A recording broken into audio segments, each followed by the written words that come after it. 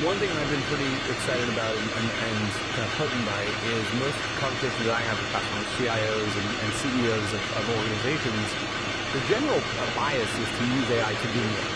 If we host a dinner with 10 or 15 CIOs and say, what use cases are most exciting with AI agents? And then you kind of look at those use cases and you say, okay, are these use cases replacing people, or is it doing things that the company previously didn't go after?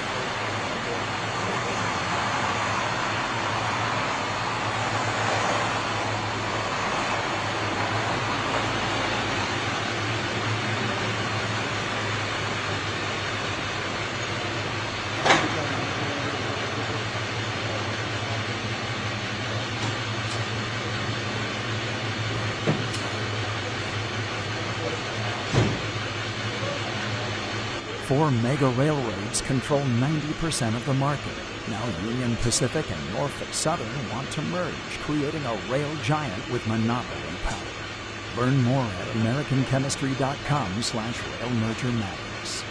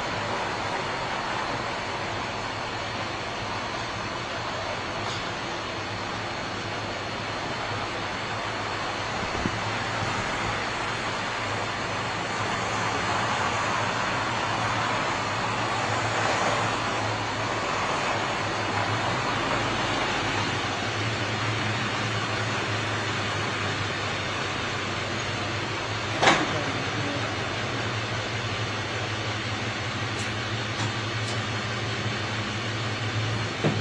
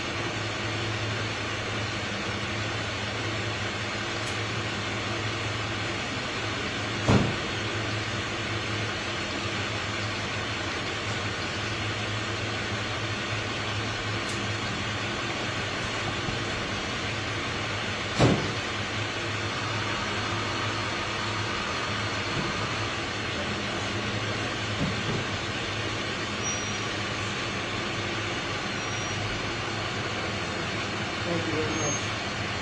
A great man. Great man.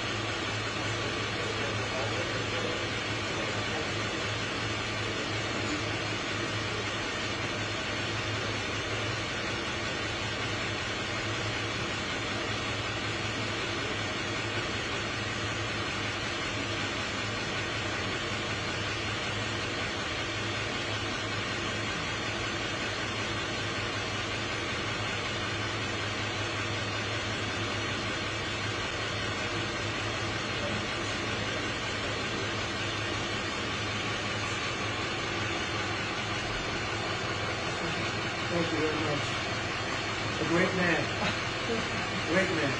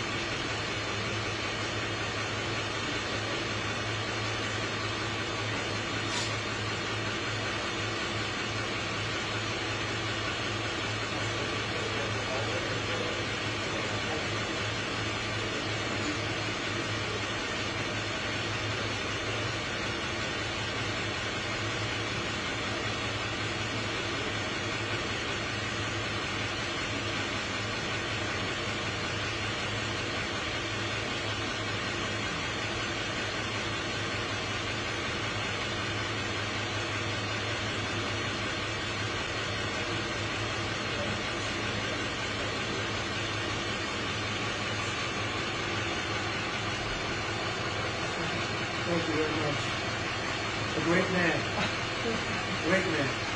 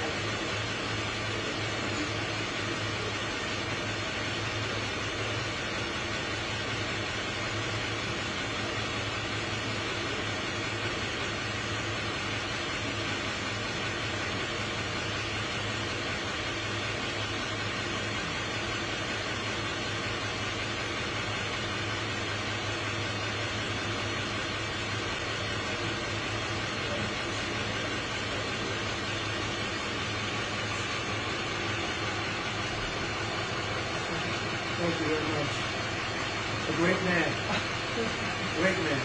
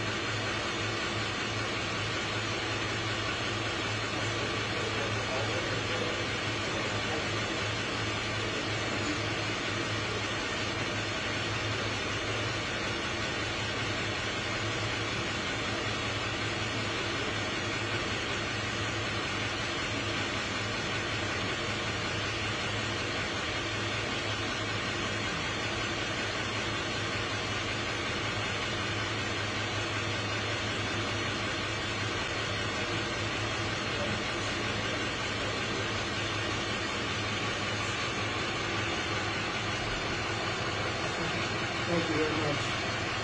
A great man. Great man.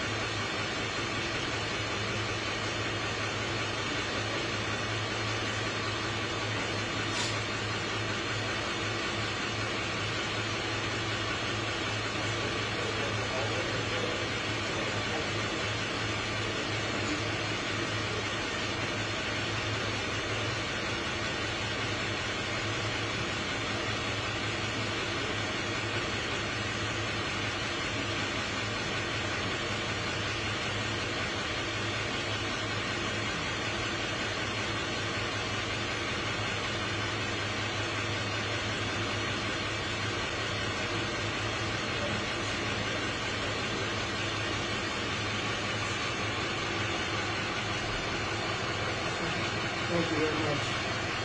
A great man. We'll have a good trip here. You guys are sticking with us through the Israel, right? We want to go see the civilian military coordination center that you're standing up. We'll be assigning some career experienced State Department personnel to sort of be there to help coordinate all these efforts. It's important, in particular, in the next couple of weeks that we keep the ceasefire together. The Vice President is there now and will be returning tomorrow and has great reports on the progress made. But there's more work to be done, and we know that. So the first couple of weeks are going to be key. And then the work will begin sort of building out the permanent process, going to the UN potentially and getting the international mandate, building the international defense security forces. So there's a lot of work to be done, but we certainly wanted to make sure that we were there and ensuring that we have the right people in place at the coordination center, which is key to holding this all together. Well, I'm connecting with the president in Qatar on the way to the Middle East, so it's probably the last opportunity I would have for the next 10 days. So the coordinating session just opened, but our State Department personnel that are going to be assigned, and we'll have an announcement tomorrow about who that is. We'll have somebody there as Admiral Cooper's counterpart at State, an experienced career foreign service officer that is highly regarded, and we'll be there tomorrow and the next day on Friday to launch that. And I also want to personally meet with the people that are at the center and get a real sense of how it's working. So we think it's important for the first 7 to 10 days over the next week that we had senior level administration officials on the ground working to make sure this is all coming together. So obviously Steve and Jared have been there for most of the week. They've now moved to some other countries that we're meeting with in the region. The Vice President will be there tomorrow, and then I'll have a chance to be there. But this is a big priority. This is a historic peace deal the President Trump delivered on, and now we have to make sure that it continues and that we continue to build upon it. This is just the first phase. There are multiple phases to this, and they all have to be successful for us to achieve what we want. With the violence of the Israeli parliament moving forward on potential annexation of the West Bank, right?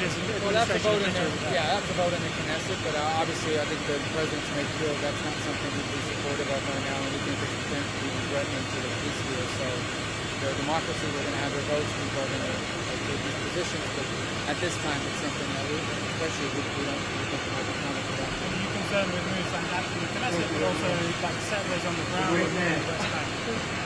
I think it's all going to work out. Ultimately, there are a lot of. I think this is a complex part of the world. I think every day is going to bring opportunities, and it's also going to bring some challenges. Okay? We're dealing with decades and decades of this stuff. Every day is going to be a challenge. Every single day, something's going to pop up that we need to fix or quick harm this effort. But every single day, I think we're also seeing things we never thought we'd see before, like the number of countries willing to participate in this effort, be it through money, or personnel, or both, or expertise. We've never seen this sort of international cohesion behind something. So we have to be pursuing those opportunities, which are really great, historic, and important. We also have to be in a position to deal with these challenges, because they're going to come up every day, and that's why it's so important when you have someone like Admiral Cooper there to coordinate the civilian military coordination center, but also to have someone from the State Department who understands the region and understands the things.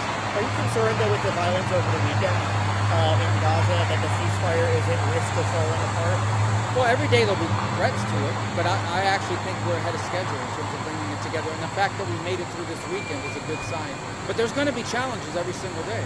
Understand, Hamas remains a terrorist organization. Hamas remains a violent group of people. Hamas remains a danger not just to Israel, but to the people of Gaza. That's why we need an international security force on the ground to stabilize that and prevent them from doing some of the things we've seen. So every day is going to bring challenges like that. But it's also going to bring opportunities. So we've got to take it. We've got to deal with the challenges and make sure they don't unravel this. So I'm not worried about it, but we're aware that these are challenges that we have to confront. But yeah, I mean, if this was easy, it would have been done 30 years ago. And in terms of the sanctions announced by Treasury on Russia today, what changed the president's mind from last week from looking for a Budapest meeting to imposing sanctions? Well, we'd still like to meet with the Russians. We still want to, and I think I had a good call with Foreign Minister Lavrov, and we'll follow up on that. We're always going to be interested in engaging if there's an opportunity to achieve peace. I think the president has said repeatedly for a number of months now that at some point he will have to do something if we don't make progress on the peace deal. Today was the day he decided to do something. Settler violence, a lot of it is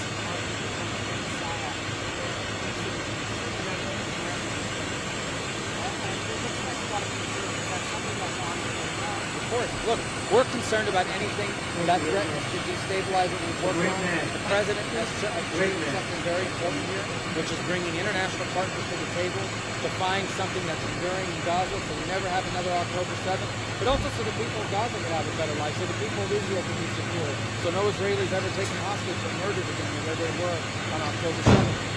And we want to make that work. We're going to do everything we can to make it work. And it's important for both the Israeli side, but also Palestinians on the ground in Gaza to do their part, and for our international partners to do their commitments as well. So these are things that are challenges. It's the kinds of challenges we face in this region. That's why it's complicated. We know that. That's why multiple administrations in the past have tried and failed to get to the point we are today. But we understand there's more work to be done. But we feel very positive about the trajectory it's on, even though we are well aware that there are going to be some real tests ahead. But we feel good. We have a real opportunity to consolidate and take advantage of the historic opportunity that this peace deal presents. What about the strike that was just announced in the Pacific? It seems like that really seems to be expanding and involving more and more countries in the region. Well, I mean, look, this is an operation against narco-terrorists, as the Department of War characterizes them, the Al-Qaeda of the Western Hemisphere. These are well-funded, dangerous, violent drug cartels that operate as terrorists who are flooding our country with drugs. The United States is going to deal with it. The president's made a decision to deal with it. So they come on boats, as we've seen. They come through the Caribbean with the full assistance and cooperation of the illegitimate government of Venezuela, the cartel de los Soles, which is run by Nicolas Maduro. And they also operate in the Pacific. I think the difference between the Pacific and Venezuela is we have partners in the Pacific.